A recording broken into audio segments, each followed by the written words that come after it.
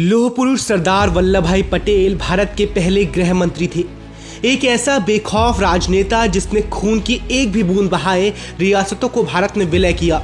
विश्व के इतिहास में एक भी ऐसा व्यक्ति नहीं हुआ जिसने इतनी बड़ी संख्या में राज्यों का एकीकरण करने का साहस किया हो।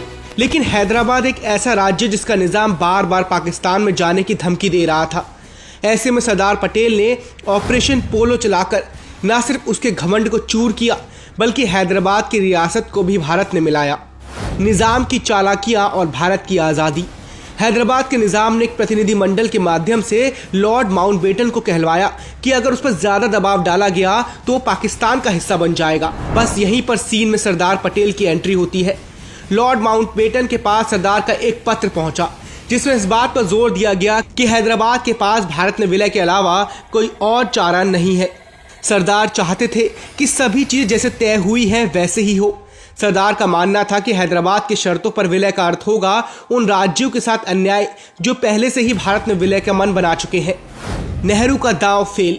खैर, भारत सरकार और हैदराबाद के बीच एक स्टैंड स्टिल एग्रीमेंट हुआ जिससे नेहरू को लगता था कि एक साल के लिए शांति रहेगी, लेकिन निजाम की डिमांड्स बढ़ती जा रही थी।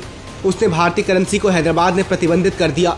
साथ ही उसने हैदराबाद से शेष भात में होने वाली कीमती धातुओं की सप्लाई भी रोक दी। विदेशी संबंधों का हवाला देकर निजाम ने पाकिस्तान में एक अधिकारी को तैनात किया। साथ ही उसने पाकिस्तान को 20 करोड़ रुपए का कर्ज भी दिया।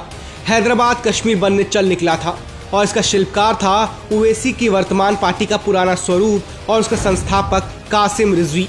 कासिम रिजवी ने हैदराबाद और उसके बाहर भड़काऊ बयानबाजी चालू कर दी। एक बयान ऐसा था जो सरदार के कानों तक भी पहुंचा और वो एक्शन लेने के मूड में आ गए। कासिम ने कहा था कि अगर भारत सरकार हैदराबाद में दखल देती है तो उसे 1.5 करोड़ हिंदुओं की हड्डियां और राख मिलेंगी। ऑपरेशन पोलो लॉर्ड माउंटबेटन के इस्तीफे के बाद सरदार पटेल निजाम की नौटंकियों से परेशान हो गए थे। जून 21, 1948 को लॉर्ड माउंटबेटन ने गवर्नर जनरल पद से इस्तीफा दे दिया और इसके साथ ही हैदराबाद सल्तनत के पिट्ठुओं ने हिंदुओं पर आतंक बरपाना शुरू कर दिया। कांग्रेस के 10,000 कार्यकर्ताओं को जेल में ठूस दिया गया। हैदराबाद ने संयुक्त राष्ट्र तक मामला ले जाने की तैयारी कर ली थी। भारत ने साफ कर दिया कि उसका घरेलू मामला है। हैदराबाद ने अमेरिकी राष्ट्रपति को पत्र भी लिखा। इसके बाद मेजर जनरल JN चौधरी के नेतृत्व और लेफ्टिनेंट जनरल महाराज श्री राजेंद्र सिंह जी के मार्गदर्शन में भारतीय सेना ने ऑपरेशन पोलो प्रारंभ किया। सितंबर 17, 1948 को हैदराबाद की सेना ने आत्मसमर्पण कर दिया। भारतीय सेना की राह में आने वाले 800 रजाकार मारे गए। हालांकि संख्या उससे काफी कम है जितने हिंदुओं को उन्होंने मार डाला था। 108 घंटे चले इस ऑपरेशन के दौरान 18 सितंबर को भारतीय सेना हैदराबाद में घुसी। हैदराबाद की सरकार ने 17 सितंबर को ही इस्तीफा दे दिया था। हाउस अरेस्ट में किए जाने के बाद निजाम यह कहकर भुलावा दे रहा था कि वो नई सरकार का गठन करेगा। पूरे ऑपरेशन के दौरान कहीं भी भारत में कोई सांप्रदायिक हिंसा नहीं हुई। निजाम ने विदेशी ताकतों को लिखा, लेकिन भारत के प्रयासों के बाद किसी ने भी दखल देने की हिम्मत नहीं जुटाई।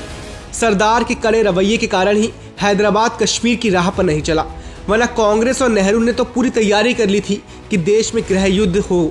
ये थी लौह पुरुष पटेल जी की इच्छा शक्ति और दृढ़ता की वो कहानी जो शायद नेहरू या कांग्रेस सोच भी नहीं सकते थे।